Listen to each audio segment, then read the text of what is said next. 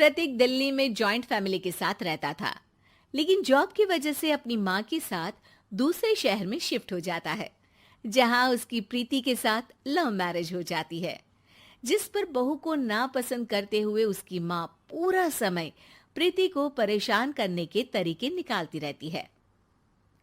प्रीति, कहाँ हो? सुबह का नाश्ता दोपहर में खिलाओगी क्या? इसमें प्रीति और प्रतीक ऑफिस जाने के लिए तैयार हुए कमरे से बाहर आते हैं, जिसे देख सास प्रीति पर भड़कने लगती है। महारानी, तुम सुबह सुबह तैयार होकर घर का सारा काम छोड़कर कहाँ चल दी? जी वो ऑफिस। हैं? तुम ऑफिस जाओगी तो घर में जो सफाई, नाश्ता, खाने का काम है वो क्या मैं करूंगी? माँ, मैंने उससे वादा किया था कि वो जॉब कंटिन्यू कर सकती है। अरे वाह जी वाह, दोनों आपस में सलाह कर फैसले ले लिए। मैं क्या यहाँ बेवकूफ बैठी हूँ? मुझसे पूछना किसी ने जरूरी नहीं समझा? मम्मी, आप फिक्र ना करें, मैं आज ही रेजिग्नेशन दे दूंगी। प्रीति ऑफिस के लिए चली जाती है और अगले दिन से जॉब छोड़ घर के कामों में लग जाती है, लेकिन साथ ही उदास भी रहने लगती है, जिसे देख प्रतीक को अच्छा नहीं लगता। मुझे पता है तुम्हें अपनी जॉब कितनी पसंद थी। आई एम सॉरी प्रीति। अरे कुछ नहीं होता, बस मम्मी खुश रहनी चाहिए। अब प्रीति अपनी सास को खुश करने और उनका दिल जीतने की जी तोड़ कोशिश करती रहती है, पर सास कभी उससे सीधे मुंह बात तक नहीं करती। इसी तरह दिन बीतने लगते हैं। एक शाम प्रतीक ऑफिस से परेशान घर वापस आता है। माँ, चाची का फोन आया था। दादी की तबीयत बहुत खराब है, हमें दिल्ली जाना होगा। पति की बात सुन प्रीति तो पैकिंग शुरू भी कर देती है, पर माँ वहीं बूत बनी खड़ी रह जाती है। लगता है मम्मी अपनी सास से बहुत प्यार करती हैं, तभी उनके बीमार होने की खबर सुन शॉक में आ गई। ये प्यार नहीं, परेशानी है।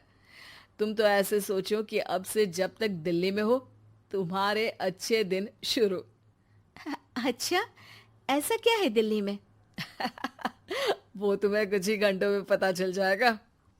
सास के रिएक्शन और पति की बात से कंफ्यूज्ड प्रीति दोबारा पैकिंग में लग जाती है, जिसके बाद कुछ घंटों का सफर तय कर तीनों दिल्ली पहुंच जाते हैं, जहां घर के अंदर पहुंचते ही लोगों की भीड़ देख प्रीति परेशान हो जाती है। हे भगवान, इतनी भीड़! प्रतीक, कहीं तुम्हारी दादी को कुछ हो तो नहीं गया ना? पागल, ये भीड़ नहीं, मेरा परिवार है। क्या? इसे तुम परिवार कहते हो? अरे इसे तो जिला घोषित कर देना चाहिए। तुम्हारा परिवार का तो अपना पर्सनल बिग बॉस बन सकता है। हैरान परेशान प्रीति परिवार वाले सदमे से बाहर निकली भी नहीं होती कि सिर पर पल्ला रखे शांत तरीके से सबके साथ बात करते हुए अपनी सास को देख उसे दूसरा सदमा लग जाता है। हाय राम, ये मम्मी का ऐसा भी कोई रूप है? ये तो मुझे पता ही नहीं था। ये तुम्हारी सास का ससुराल है। तभी प्रतीक की बहन बोल पड़ती है, यहाँ आपको ऐसी ऐसी चीजें देखने मिलेंगी जो सपने में भी सोची नहीं होंगी। हाँ, ये कुछ दिन तो बहुत इंटरेस्टिंग लग रहे हैं। सब एक साथ दादी के कमरे में जाते हैं, जहां पहुंचते ही उसे दादी की आवाज सुनाई देती है। क्यों रे, सास से मिलने की फुर्सत मिल गई?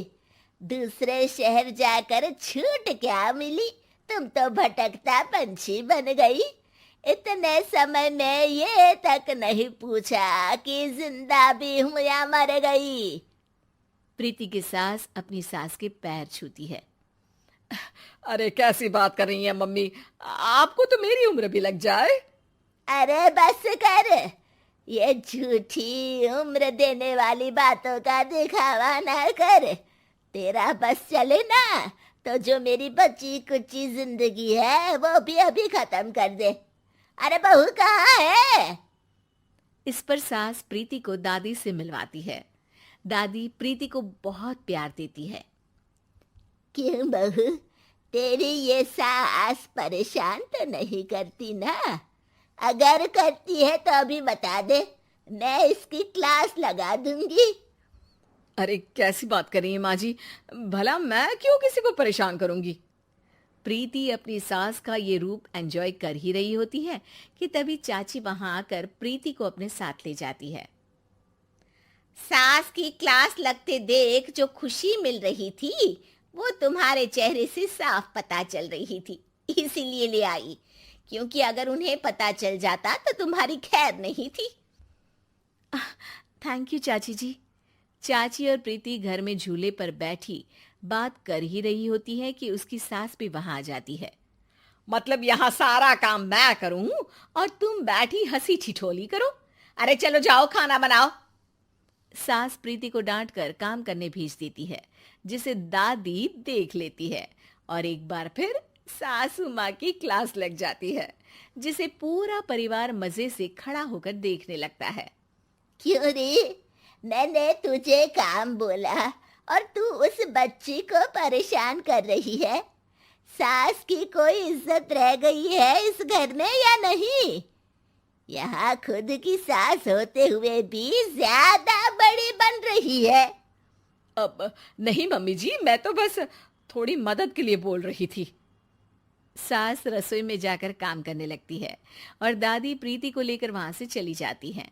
इसी तरह एक हफ्ता बीत जाता है, जिसमें दादी अपनी बहू को डर, इज्जत और प्यार का फर्क समझाती रहती है और प्रीति उसका मजा लेती है। वापस जाते हुए दादी प्रीति और उसकी सास दोनों को अपने पास बुलाती है। मेरी बहू जिद्दी और अड़ियल है, इसलिए उससे हमेशा सही काम करवाने के लिए मुझे सख्ती करनी पड़ती है। लेकिन तुम्हारी बहू अच्छी है, तेरी खुशी के लिए वो अपनी जॉब और सपने भी छोड़कर घर में बैठी है। अपनी बहू के साथ प्यार से रहो। और प्रीति, अगर अभी भी तुम्हारी सास परेशान करे ना, तो फिर तुम्हें पता चल ही गया है कि शिकायत कहाँ करनी है। जी, अपनी सास के ससुराल में उनकी सासू माँ के पास।